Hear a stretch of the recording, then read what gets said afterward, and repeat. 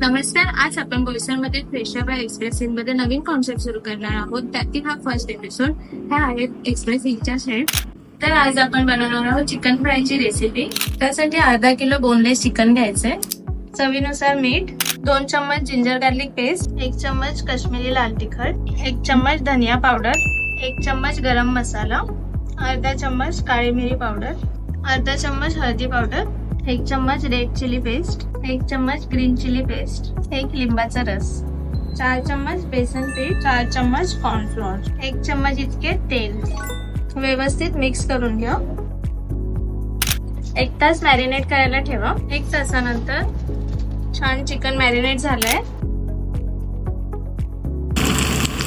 आता हे काढून घ्या. थोडासा चाट मसाला.